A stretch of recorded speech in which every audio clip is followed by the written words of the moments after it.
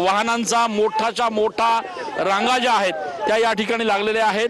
एकीकडे आंदोलक रस्त्यावर बसलेले आहेत, वाहनांच्या मोठ्या रांगा ज्या आहेत त्या या ठिकाणी लागलेल्या आहेत। मुंबई आग्रा महामार्ग जो आहे तो पूर्णपणे ठप्प झाल्याचं आपण या ठिकाणी बघू शकतो।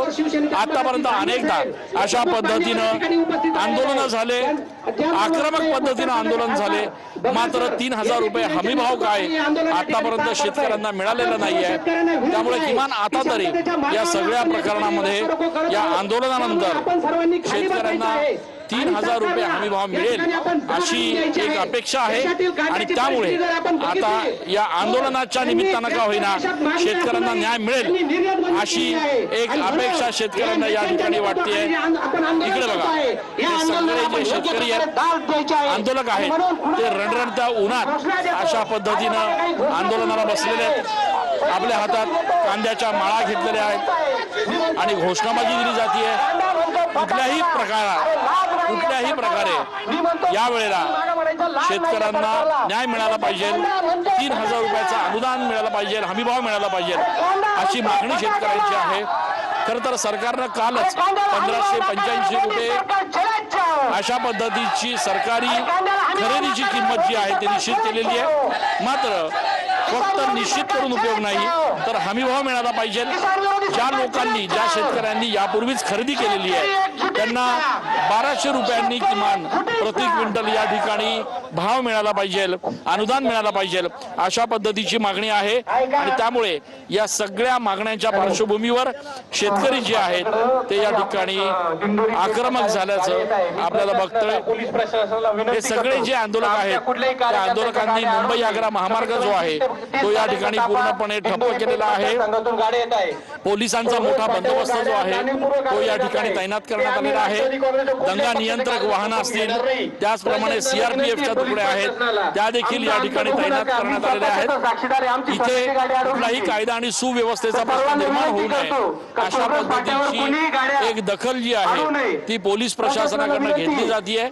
ज्या ज्या ठिकाणी रस्ता दिसतोय, ज्या ज्या ठिकाणी जागा मिळतेय त्या ठिकाणी आंदोलक जे आहेत ते या ठिकाणी बसलेले आहेत। वयोवृद्ध शेतकरी आहेत, अनेक सिनियर सिटीजन आहेत, ते देखील या आंदोलनात सहभागी झालेले आहेत आणि मागणी एकच आहे की अनुदान मिळावं, हमीभाव मिळावा। किती वर्षापासून तुम्ही या संपूर्ण कांद्याची लागवड करताय? याला 30 ते 35 वर्ष। आता काय परिस्थिती आहे काका? आता परिस्थिती आता फार नागडं करून टाकलं सगळं शेतकऱ्यांना।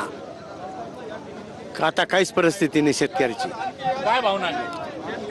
50 पैसे किलो प्रमाणे भाव जातोय। फार विचित्र परिस्थिती झाली, शेतकरी अगदी मेटाकुटीचा आलेला आहे। कमीत कमी 2000 पुढचा भाव मिळालाच पाहिजे कांद्याला, नाहीतर शेतकरी हा खूप वाईट परिस्थितीत आहे आज। खर्च तरी निघतोय का? नाही निघत आहे, खर्च 25% 25 निघत नाही। 50 पैसे किलो गेल्यावर काय खर्च निघल?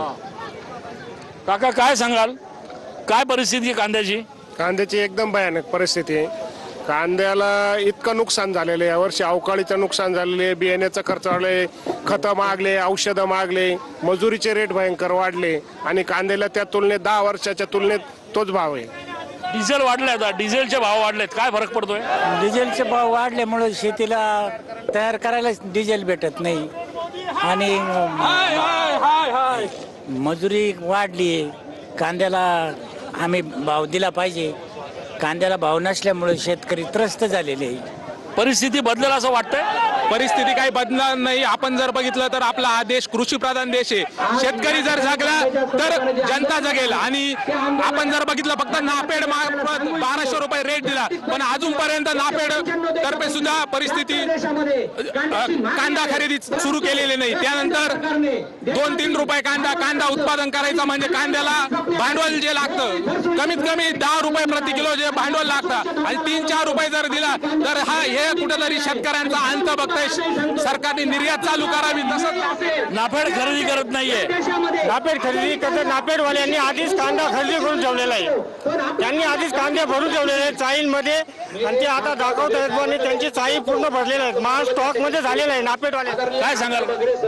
मी शेतकरी संघटनेचा अध्यक्ष आहे, तालुका अध्यक्ष जोशी परणी।